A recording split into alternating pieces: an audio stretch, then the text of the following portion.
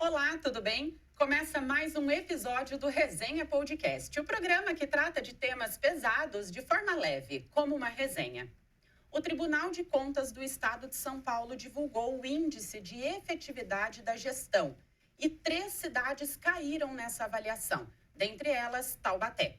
Hoje nós vamos falar sobre os desafios para uma gestão eficiente no município. E para conversar conosco sobre esse assunto, nós convidamos a vereadora Thalita Cadeirante, também o professor Moacir Santos, que é doutor em História, e a vereadora trouxe como convidada a deputada federal Lorene Caetano. Sejam muito bem-vindos, obrigada por aceitarem o nosso convite. Eu já começo aqui com uma pergunta. De maneira geral, antes que a gente aprofunde mais aqui em temas mais específicos, como vocês avaliam a eficiência da gestão municipal hoje? Gente, olha um por causa do outro. Pois Quem vai começar? Eu abro para minha convidada começar a fazer a nossa abertura aqui. Então, vamos lá. Acho que, como a gente avalia... Perdão. Sim, de que forma você avalia? De que forma eu avalio a efetividade? Efetividade tem a ver com resultado, né? Então, o quanto a gente consegue entregar de produto daquilo que é o objeto da administração pública, que é serviço público, que são políticas públicas, que é entregar saúde, que é entregar educação, que é entregar cultura, esporte para a nossa população. Então, o objetivo do governo é entregar resultado que é serviço público. E a gente avalia essa efetividade se os serviços estão bons, se a população avalia e tem alcançado esses serviços de forma satisfatória, de forma que atende às suas demandas e necessidades. Então, existem vários indicadores, né? Você citou um aqui, introduzindo a nossa conversa, Ana Laura, e é muito legal de avaliar, de analisar. E é claro que não dá para fazer análise simples, aí já vou pular lá para o professor, para a academia, ajudar a gente nessa discussão, porque números, eles podem ser usados de diversas formas, né? A gente pode comparar, e aí depende de com o que a gente comparou, se a gente comparou com o histórico, se a gente comparou com outra cidade, se a gente está dizendo que a efetividade é ruim, mas, sei lá, há uma entrega extraordinária do município, pontual. Aí o político, por exemplo, pode usar a seu favor aquela entrega pontual, usa do marketing, usa da imagem, usa às vezes de uma maquiagem. Olha, tem 2 coisas aqui muito maravilhosas, mas o restante da efetividade da gestão está ruim. Então, tudo é muito relativo e acho que tem bastante assunto para a gente discorrer sobre esse tema. Vamos lá, professor. Bem, primeiro eu quero agradecer o convite na sua pessoa, né, por participar aqui desse podcast, muito importante, tema fundamental, a presença da vereadora Thalita e da Lorene, deputada federal. E é um tema que é importante debater várias vezes, não somente por ocasião da divulgação de um relatório. E como muito bem colocado pela Lorene, o desafio é entender qual é o indicador, quais são os critérios e, especialmente, tornar esse debate cada vez mais público, mais acessível à população, porque é um tema árido.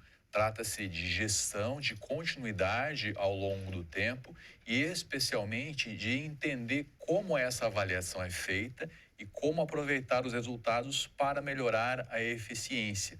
Então, nesse sentido, não pode ficar restrito aos especialistas. Esse é o desafio, ou seja, a população compreender como se dá a avaliação e como pode ser feita essa melhoria a partir dessa avaliação. Esse é o nosso grande desafio. Bom, eu não vou ficar chovendo no molhado, né? Porque os dois aqui especialistas, o professor e a Lorene também, que agora é deputada, mas também gestora de políticas públicas, né? Eu quero falar do lugar de contato com a população, porque além de todos os dados que amparam as decisões que a gente toma na administração pública, enquanto política também, a gente tem algo que é fundamental, que é o diálogo com quem está utilizando diariamente o serviço público, que é a população. Então, o nosso gabinete, que recebe as demandas, não só na Câmara Municipal, mas também está na rua com a população, está nos bairros, né? Vai até o local, vai até o equipamento público, lá a gente vê esses dados, né, no seu mais puro suco da realidade, que é ver essa eficiência falhando, né, na saúde, no esporte, na educação. Então, esses dados que quando a gente vê nos estudos e no papel parece tão distante, quando a gente sai na rua e está com a população, a gente consegue ver ele na prática. E é o que eu tenho visto ao longo desses anos, né?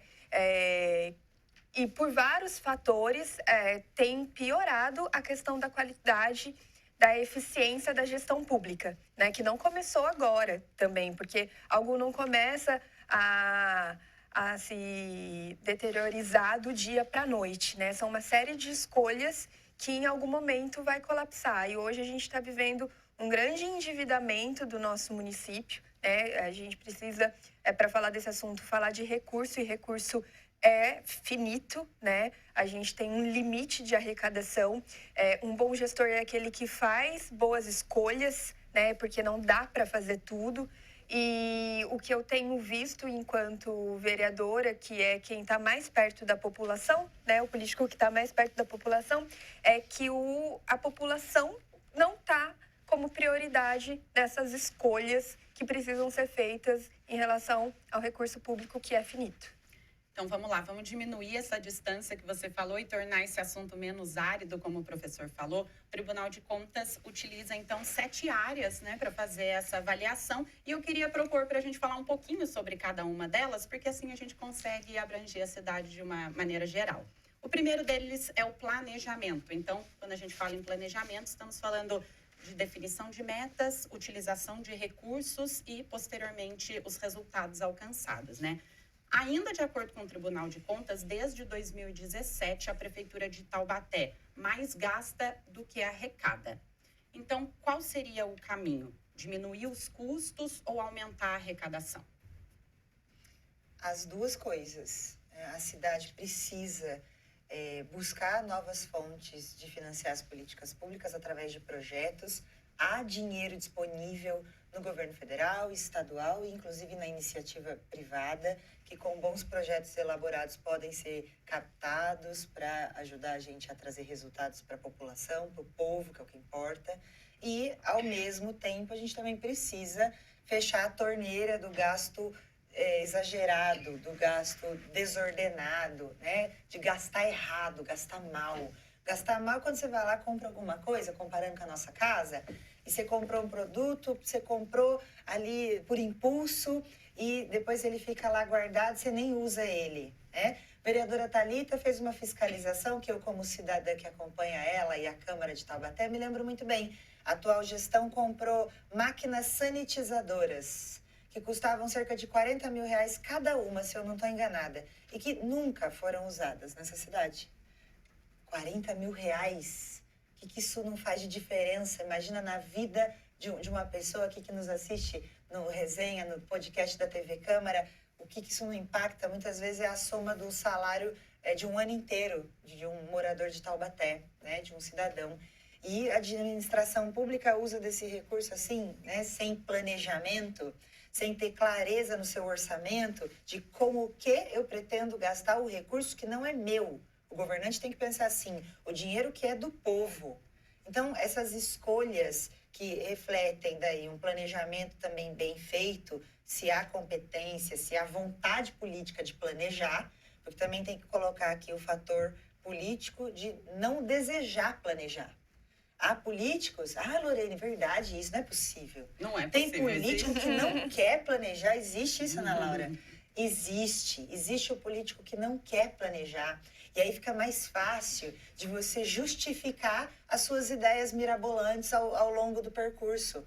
Alguém apareceu com alguma coisa, eu quero comprar isso daqui, vou contratar aquilo outro lá, e não está bem planejado. E eu tenho aqui no histórico da TV Câmara, inclusive nos arquivos dessa TV, falando aqui quando vereadora, isso faz quase 10 anos, da falta de planejamento da cidade de Taubaté, transferida para o orçamento público, né? Eu discuti isso, inclusive, lá no programa de mestrado, que eu não consegui terminar, e o professor Moacir, a professora Mônica, queridos, os professores brilhantes que a gente tem na Universidade de Taubaté, colaboraram para esse estudo, inclusive, né, de discutir o orçamento público, a lacuna que tem do planejamento, por que a gente não transfere, né, em detalhes para o orçamento público o planejamento da cidade. E, infelizmente, algumas vezes isso é intencional. Se você não detalha a peça orçamentária, você fica mais livre para gastar como quiser.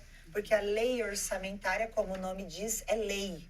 Se você detalhou lá na lei orçamentária, que é uma peça de planejamento, o orçamento é uma peça de planejamento. Se você detalha lá, especifica, se você planeja de verdade, olha, no próximo ano eu quero cuidar do sítio do Pica-Pau Amarelo, em Taubaté, e aí eu quero fazer 2 festas, quero fazer uma manutenção mensal e eu vou manter X profissionais. Isso demanda trabalho, vontade de trabalhar, energia. Vereadora, né? inclusive agora a gente estava passando, né, por esses encontros aí que definiram a LDO, justamente o orçamento para o ano que vem. Pois é, e aí eu ia pegar carona nisso, para trazer essa atenção da população de como os poderes, eles realmente, eles trabalham em equilíbrio. A lei orçamentária, ela é enviada para a Câmara Municipal pelo prefeito. Então, ela é elaborada pela equipe da administração da prefeitura, né? Cada um de seu setor, cada um de sua secretaria, de acordo com a realidade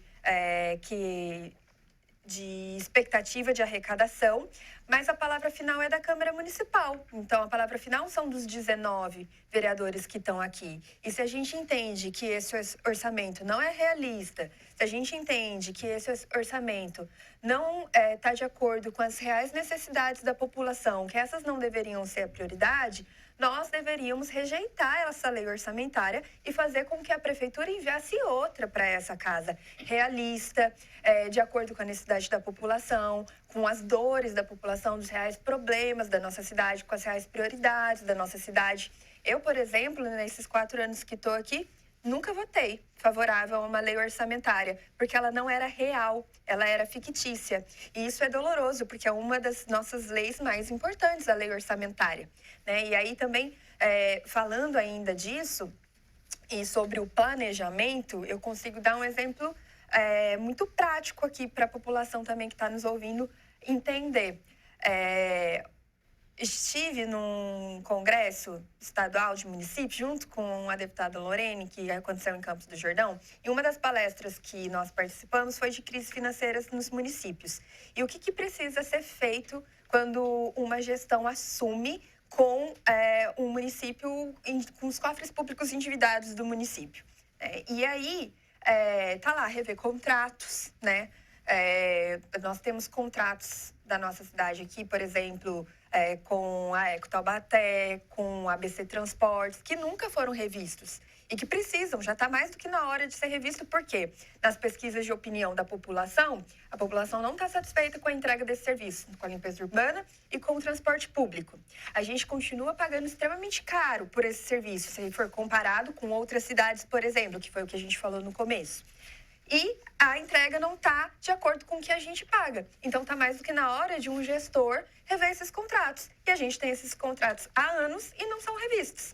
E aí, no começo dessa gestão, que a gente já pegou, o atual prefeito já pegou a cidade com dívidas, né? O que ele precisaria fazer? Conter gastos e investir naquilo que estava realmente sendo elencado como prioridade no nosso município, fazer investimentos nesses locais. Mas foi feito o contrário. A gente teve uma reforma administrativa aqui no nosso município que aumentou, por exemplo, os cargos comissionados. Então, olha só, aquilo que um gestor faz pensando não no futuro, né, não no planejamento da cidade para um futuro, mas sim pensando na sua gestão, em favorecer a sua equipe, né, favorecer as pessoas que vão fazer a sua gestão parecer boa. Então, a gente teve aumento aí de mais de 100 cargos comissionados, cargos de confiança, e a gente tinha secretarias, por exemplo, como a de administração, que a gente tinha mais cargos de confiança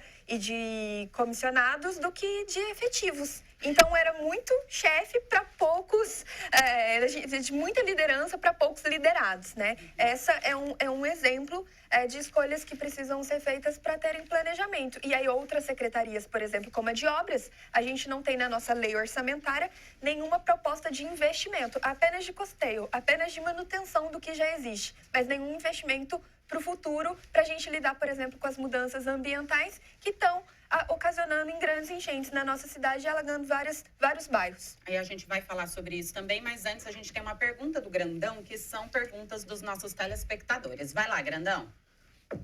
Nesse escopo, né, nesse assunto de gestão, de eficiência, de recursos, a terceirização é algo eficiente ou ineficiente?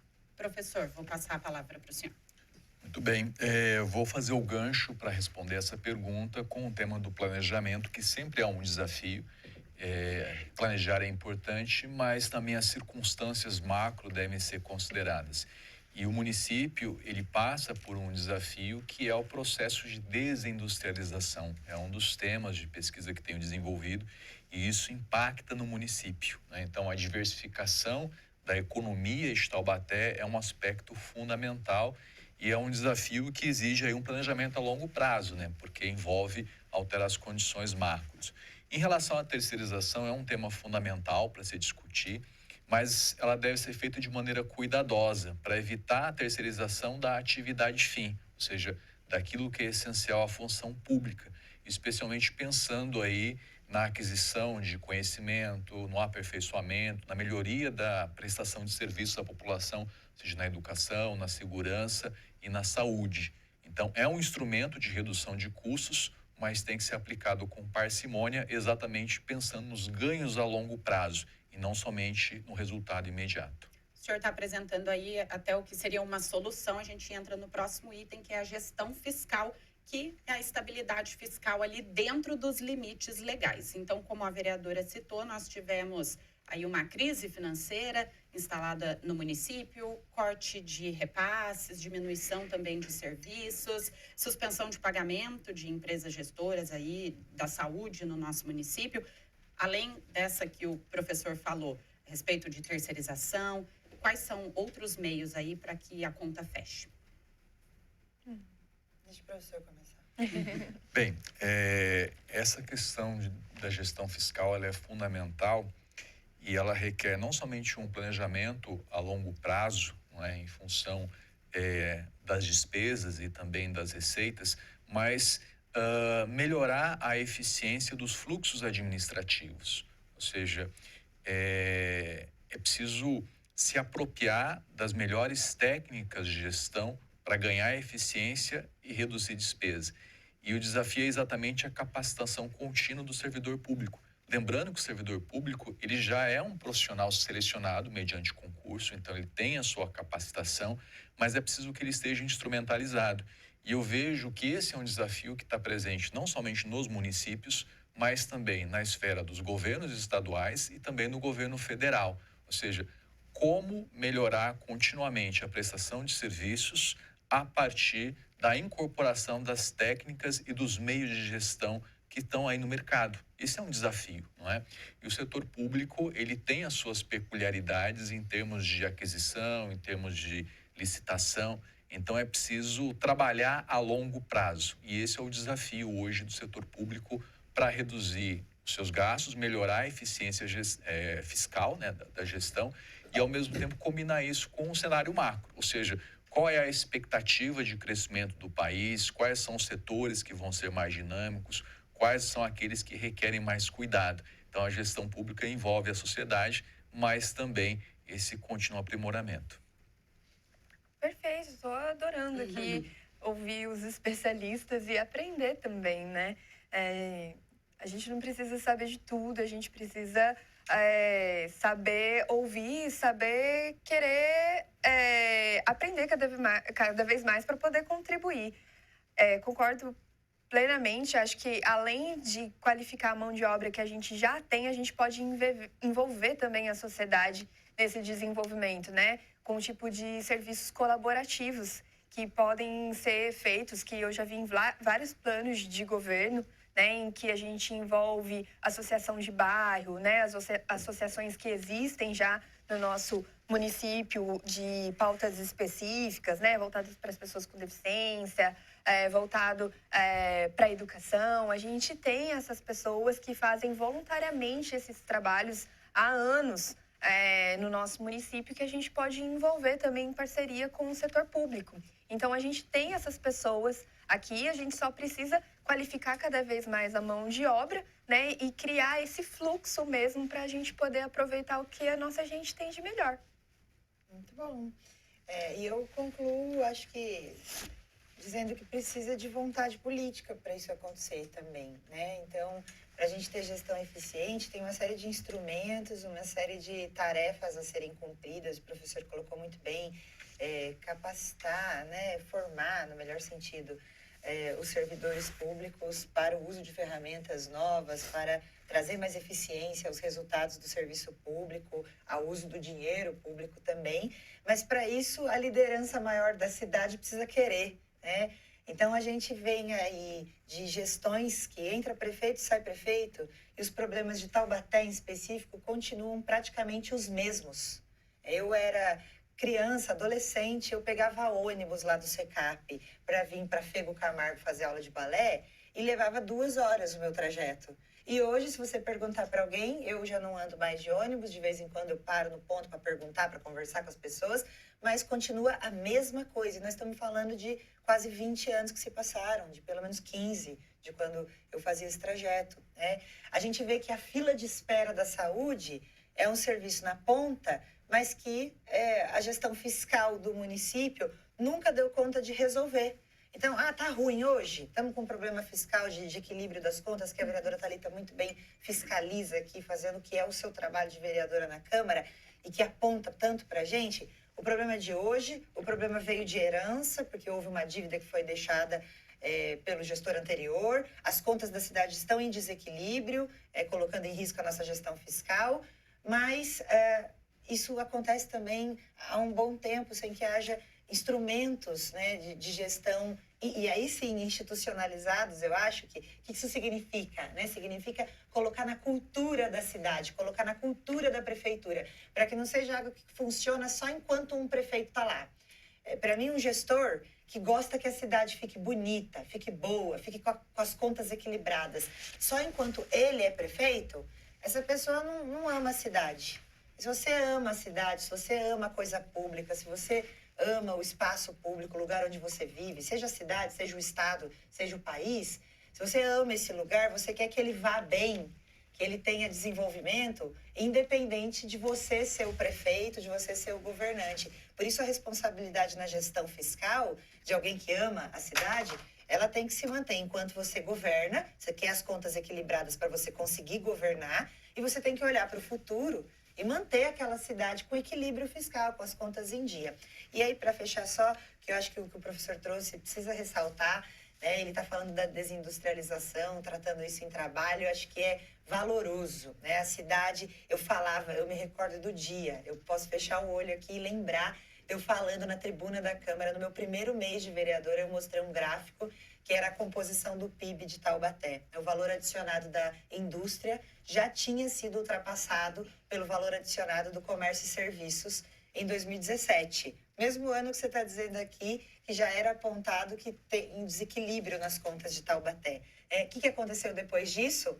Fábricas fechando, a Ford indo embora de Taubaté, a LG fechou. Olha quantos empregos da indústria que impactam diretamente na população, no trabalhador, no pai de família, na mãe de família que cuidam da sua casa e, por consequência, nos impostos e na arrecadação do município também. Então, pensar o desenvolvimento econômico da cidade tem a ver com gestão fiscal, como o professor colocou, e isso também é papel do poder público. Não dá para dizer assim, deixa só para o setor privado. Pensar na economia, pensar no desenvolvimento econômico é coisa só do setor privado. Olha Taubaté. O resultado está aí. Se a gente não tiver uma administração pública que seja indutora desse desenvolvimento econômico, que pense a matriz econômica de geração de emprego, de renda, das finanças do município por consequência, atraindo investimentos, ou pensando como que vai ser o futuro do emprego, o futuro do trabalho da cidade, se a administração pública não faz isso, também é muito ruim para todo mundo. Levando em consideração que você falou de herança, então é aquilo que a gente deixa para o futuro, vamos falar agora de educação. O Tribunal de Contas avalia ali os anos iniciais e os finais, que é o ensino fundamental. Nos anos iniciais, a gente tem um déficit aí de vagas nas creches, então sempre muitas crianças aguardando, isso é noticiado na imprensa regional. Então, a minha pergunta, vou passar para você, vereadora, de que forma a cidade está preparando também esses estudantes, esses alunos que vão, depois de sair do ensino fundamental, vão para o ensino médio, ensino técnico, ensino profissionalizante, e eles serão amanhã os responsáveis ali pelo desenvolvimento da nossa cidade. Perfeito. Algo que eu ouço dos jovens é a dificuldade de arrumar emprego em Taubaté, né? Existe a questão da perspectiva do jovem em relação ao vínculo dele com o emprego está sendo transformado ao longo dos anos, né? Pela transformação mesmo de mundo que a gente vem vivendo, de sociedade. Então, hoje, a gente precisa de novos tipos de investimentos de emprego para esse jovem que sai do ensino fundamental, vai para o ensino médio, para ele poder ficar na cidade, né? Porque a gente tem, por exemplo, a escola da Fego Camargo, que é uma produtora de grandes artistas que não ficam na nossa cidade, né? A gente tem temos o Senai aqui, e vão trabalhar em quais fábricas se a gente está vivendo uma desindustrialização da nossa cidade? Então, a gente tem formações de mão de obra de taubatianos, de taubatianas, que vão sair de Taubaté e não vão ficar na nossa cidade porque eles não vão encontrar depois um emprego de acordo com a formação deles. Então, essa é uma das realidades, né? E a gente tem a realidade também da nossa creche, né? Os primeiros anos dos anos iniciais, logo ali quando está começando a vida dessa criança fora do seio familiar, que é o direito fundamental da criança estar na creche, né? Não é da família apenas, mas é da criança estar naquele ambiente de cuidado e de brincar, né? Desenvolver com o brincar. E a nossa cidade falha com as crianças há muitos anos, né? A gente tem filas quilométricas aí para as crianças estarem na creche. Hoje nós estamos com 400 crianças nas filas para as creches e essa não tem sido a prioridade do nosso município, sendo que deveria ser os anos iniciais dessas crianças estarem ali no ambiente escolar. Professor. A educação é algo fundamental, acho que todos concordam. O desafio é viabilizar o aprimoramento e especialmente o acesso e a permanência das crianças, né? A Constituição estabelece a educação como um direito e também um dever do Estado. E nós observamos ao longo das últimas décadas, a partir desse aspecto fundamental da Constituição, a busca pela maior inclusão e ela permanece, né? Especialmente aí nos anos iniciais. E preparar o jovem ou os jovens para o futuro é fundamental. E nesse sentido, embora a gente faça uma separação didática dos assuntos, nós percebemos que eles estão interligados. Então, o município ele apresenta, sim, uma estrutura de escolas, de universidade, prontos para qualificar e preparar os jovens, mas é preciso gerar oportunidades. Acho que esse é um desafio contínuo, ou seja, possibilitar o acesso e a permanência das crianças desde cedo nas escolas, melhorar continuamente a qualidade, esse é um desafio permanente, e, ao mesmo tempo, garantir as oportunidades. E a diversificação econômica ela é fundamental. Falamos da Fego Camargo aqui, e um dos setores que hoje é mais promissores na economia, não só do Brasil, mas do mundo, é a economia criativa. Temos, inclusive, uma linha de pesquisa no mestrado em planejamento e doutorado em planejamento e desenvolvimento regional da Universidade de Taubaté, que trata desse tema. E Taubaté tem cultura, tem aí um vasto acervo cultural e social que pode ser a base desse setor dinâmico, né? Então é importante, ao mesmo tempo, oferecer educação de qualidade,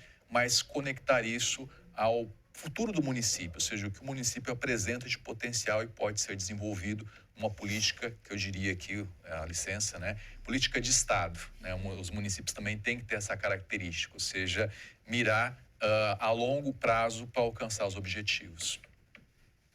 Quer complementar, Lorene? Algum comentário a respeito da educação? Eu acho que está bem representado. Eu diria só que a qualidade acho que tem que ser a prioridade.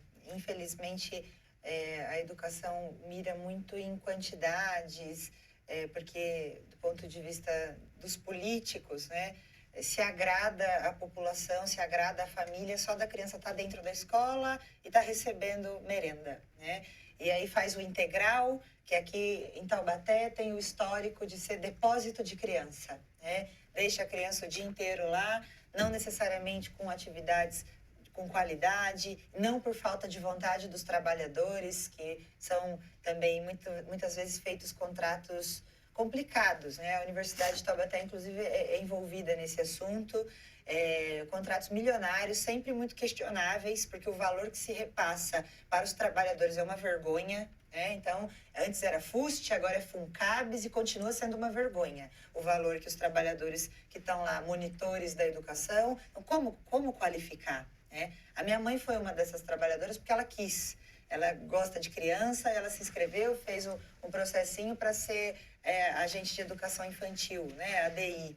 E ela me relatava, me provava, me mostrava coisas absurdas que aconteciam. Então, como é que a gente vai cuidar da criança na escola, falar da qualidade da atividade, do tempo em que ela está lá? Não é para ser tempo integral na escola, é para a criança estar lá recebendo uma formação de qualidade, que melhore as habilidades dela, que treine ela para a vida, que treine as emoções, que ela tenha cuidado, carinho. E, infelizmente, as condições são absurdas. Então, a gente precisa somar todos os esforços mesmo de quem se importa com a educação para olhar para esse tema em Taubaté e não ficar só nos números, só na quantidade, mas olhar para a qualidade da formação das nossas crianças. Ana, a Lorene tocou num ponto importante e eu não posso deixar de me expressar em relação à educação, que é pauta cara para mim. Isso fica aqui como um exercício para a gente cobrar enquanto sociedade mesmo, né? O que é educação e para que ela serve? Ela serve para a emancipação humana, né? Não só para produzir mão de obra qualificada, mas ela serve para desenvolver os mais variados tipos de habilidade, para que a gente tenha uma sociedade cada vez mais tolerante, mais civilizada, né? Esse é o objetivo de uma educação. Ela não pode ser só tecnicista, ela tem que ser também emancipadora, libertadora, né? Para trabalhar as nossas mentes, as nossas relações intersociais. Então, esse tem que ser um objetivo da nossa educação final. E dessa forma, a gente só faz com valorização dos nossos profissionais, né? Com qualificação dos nossos profissionais da educação, com investimento na educação, né? E esse investimento é num ambiente escolar limpo, bonito, porque não tem 2 semanas que eu fui numa escola que ficou fechada por 2 dias porque teve infestação de escorpião. E isso não está acontecendo esse ano. Isso acontece tem anos em Taubaté. Quando eu era vereadora, uma criança morreu. Olha que um triste. absurdo, o máximo do absurdo, né? Uma criança num ambiente que deveria ser seguro dentro da escola e que uma vida perdida, terrível para a família, porque foi picada na escola, no ambiente escolar, por um escorpião. Então era na outra gestão ainda. Mais um dos problemas de sempre. E a gente não pode se acostumar, banalizar, como se esses problemas eles não tivessem soluções. Como se eles fossem irresolvíveis, só porque ninguém resolveu até agora. Eles têm soluções, né? Então, eu acho que esse incômodo tem que estar presente na sociedade também, para que esse seja sempre o ponto de cobrança. Não tem que ficar menos pior, tem que ficar bom.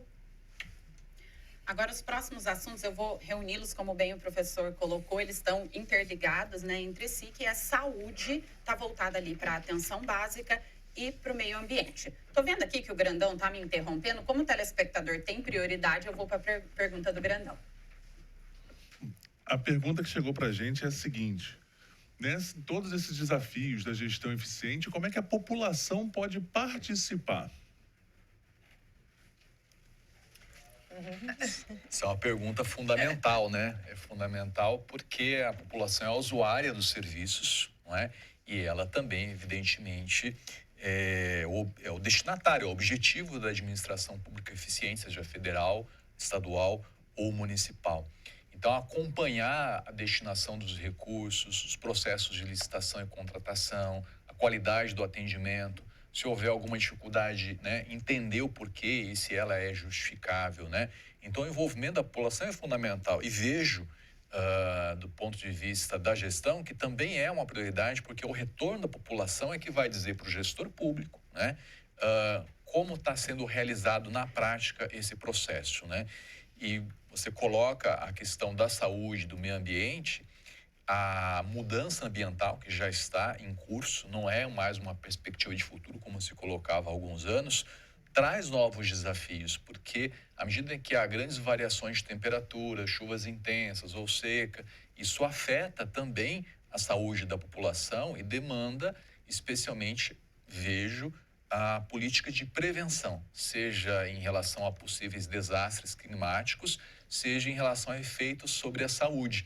Então, o próprio modelo, e aí eu vejo que isso deve envolver toda a gestão pública, não apenas a municipal, mas o modelo de cuidado com a saúde vai ter que estar integrado também às questões ambientais, porque senão nós vamos perder a eficiência, ou seja, destinando recursos que poderiam estar sendo geridos a partir dessa dupla perspectiva.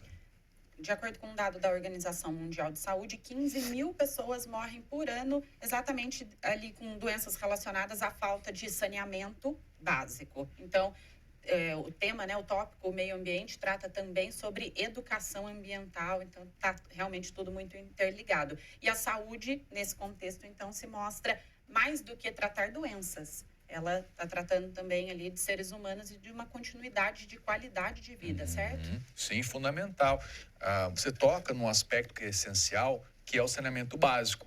É uma área que atende duplamente a saúde, porque previne doenças, né, que podem ter consequências graves, mas são facilmente prevenidas desde que haja o saneamento básico, e a questão da preservação dos recursos hídricos em função do saneamento básico. Então, é um exemplo fundamental e o Brasil ele tem muito a avançar nesse aspecto, não é? Há muitas regiões do Brasil em que há uma carência absoluta de saneamento básico, mas é algo que não recebe a atenção devida.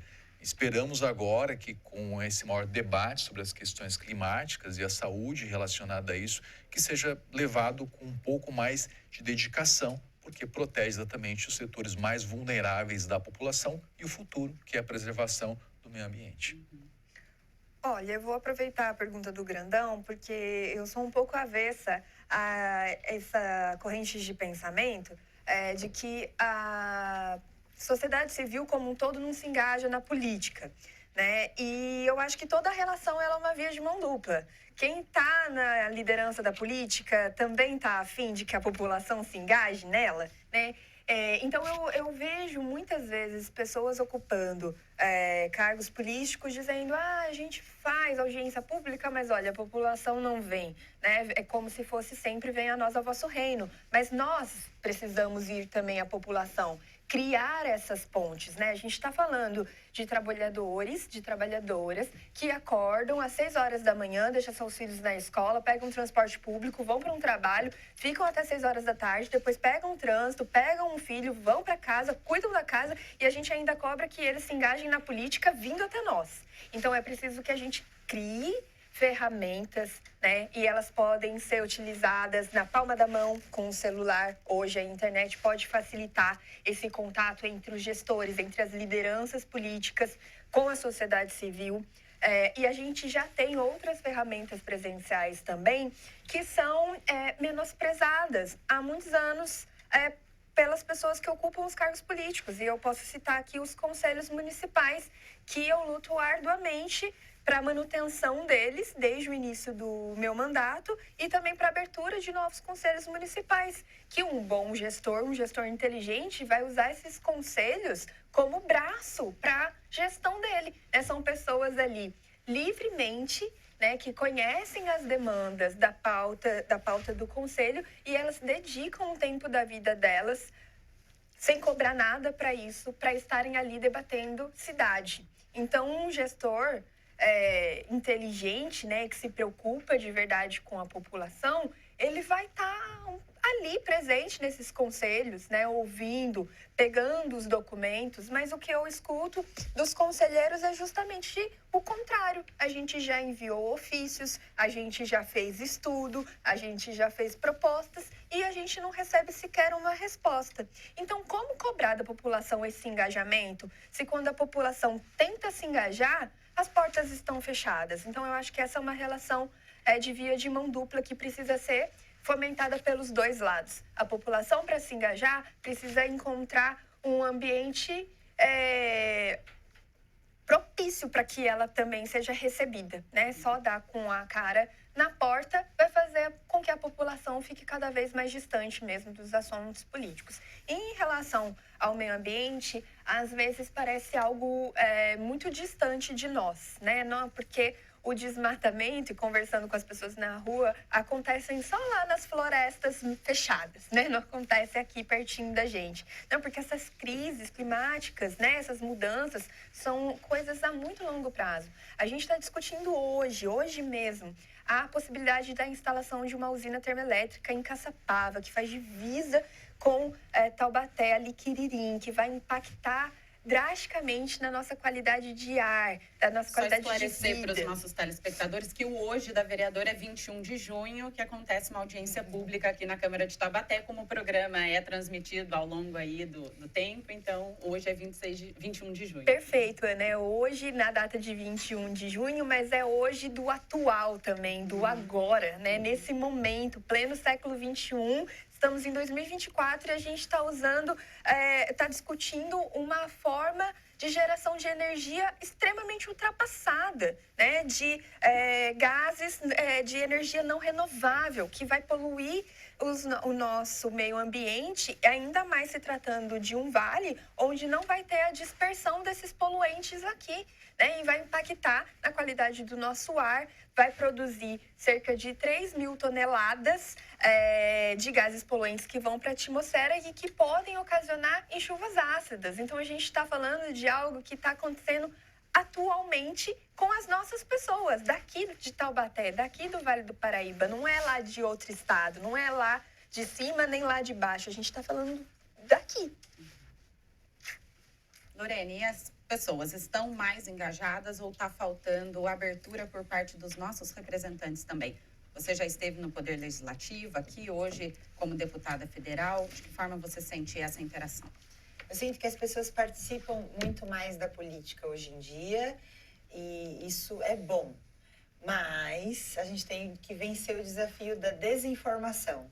Então, os profissionais aí que a gente tem brilhantes da comunicação, né? A gente estava falando disso, dos desafios da comunicação, do jornalismo. E hoje a dificuldade é chegar à informação certa, chegar à informação correta, chegar à informação verdadeira.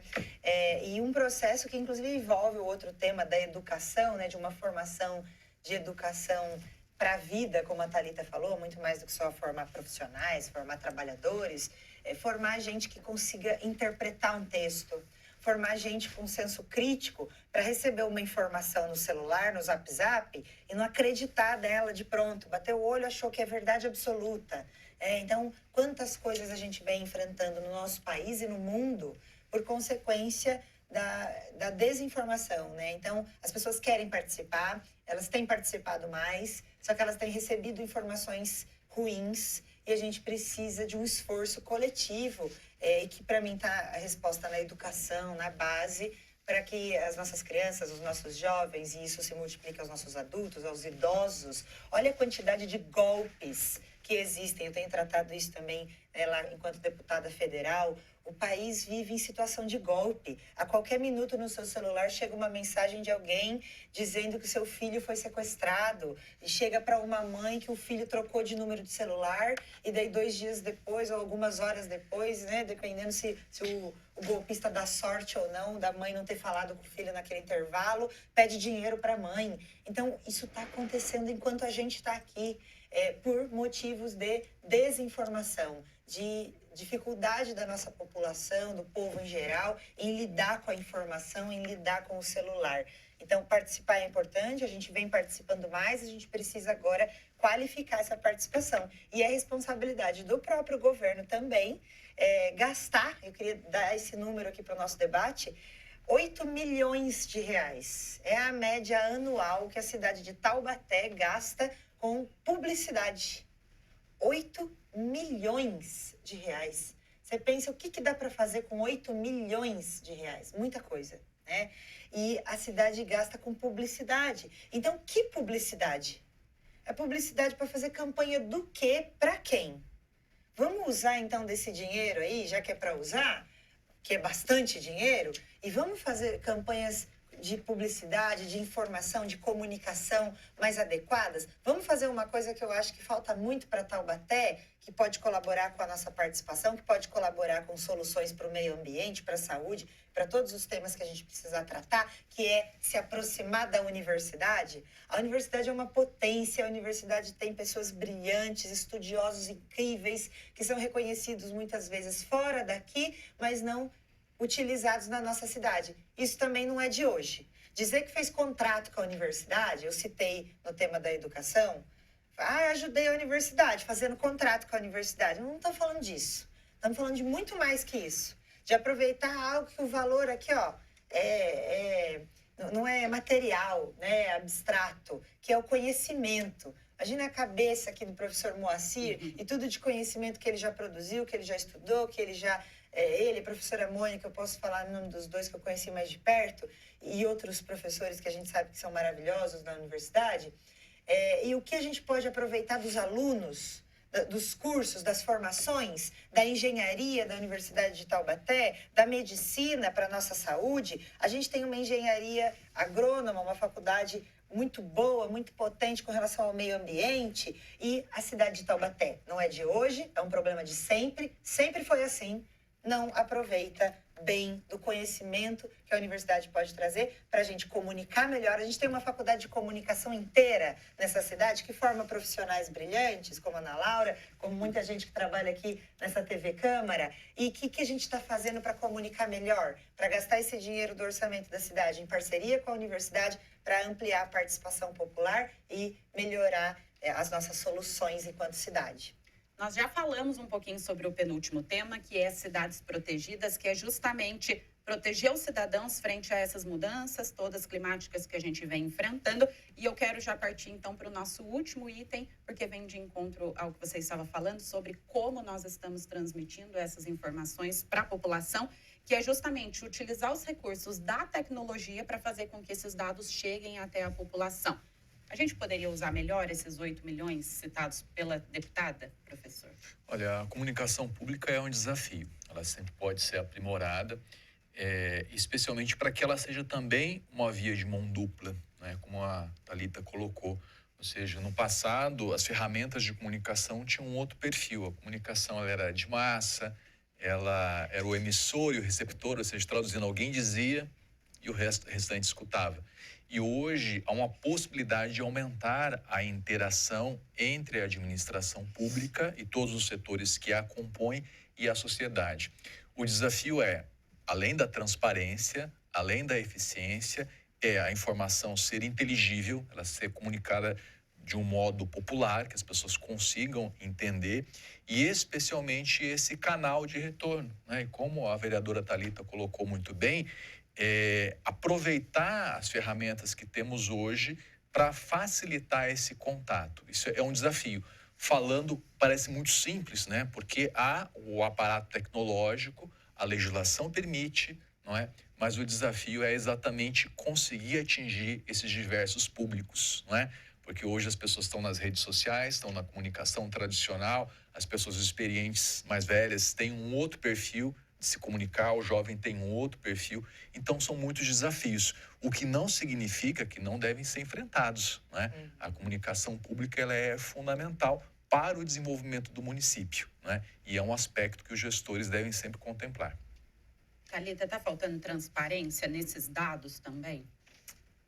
Olha, falta transparência, e eu digo isso por uma dificuldade que eu, com toda a instrução que tenho, né, tive a oportunidade de me instruir, e tenho algumas habilidades desenvolvidas para saber procurar, para saber fazer essa pesquisa, muitas vezes tenho dificuldade de encontrar. Por exemplo, esses 8 milhões com publicidade, que a deputada Lorene acabou de citar aqui, que é usado no nosso município, é um tipo de contrato muito específico que é feito. E a prestação do que essa empresa contratada a prestação de contas que essa empresa contratada pela prefeitura para fazer essa publicidade precisa fazer, também é bem específico.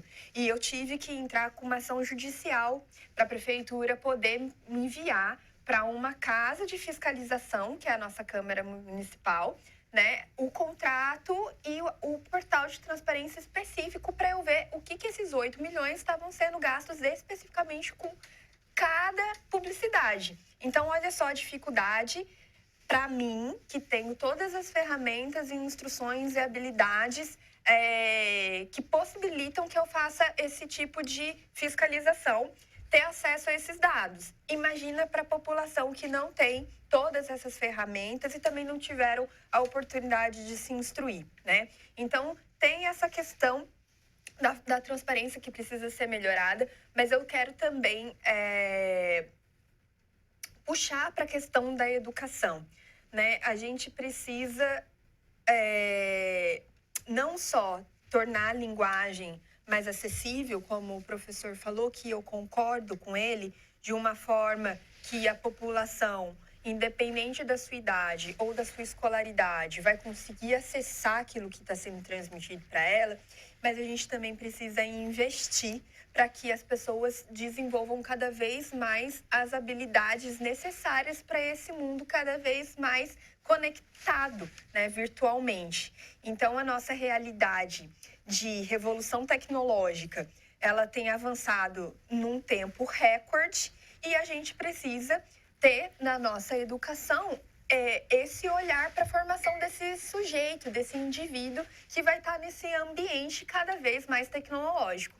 E eu estava conversando com uma amiga sobre uma leitura que ela estava fazendo sobre o que os especialistas de pedagogia, né, na pedagogia, têm colocado como prioridade hoje na educação, e são 4 Cs, que é pensamento crítico, colaboração, comunicação, e eu acho que eu vou esquecer o último. Comunicação, colaboração, pensamento crítico e faltou um. Mas a comunicação está entre eles, né? Eu falei comunicação? Falei, né? Então, a comunicação é um deles, né? Então, a gente precisa saber desenvolver isso nos nossos estudantes, né? No campo de... nos territórios, no ambiente, na comunidade escolar, para que a gente saiba comunicar, e comunicar não só mais aqui presencialmente, mas justamente, né, nas plataformas digitais. Perfeito. Bom, quero agradecer, então, mais uma vez pela vinda de vocês, pela contribuição, e a gente se encontra numa próxima oportunidade. Obrigada. Eu agradeço também a oportunidade, agradeço a deputada Lorene ter topado o convite aqui de poder contribuir com a gente, né, enquanto deputada, mas principalmente enquanto gestora pública, né, que a gente precisa dessa inteligência, dessa habilidade desenvolvida nos debates quando a gente for falar dessa entrega para a população, né? E obrigada também, professor, por ter estado aqui. Foi muito alegre para mim estar nessa conversa. Obrigada, professor. Eu agradeço o convite, a companhia de vocês 3, né? E espero que a gente possa contribuir com o público que nos acompanha. Esse foi mais um Resenha Podcast. Eu agradeço a sua audiência, também a sua companhia. A gente se encontra ao longo da programação. Tchau!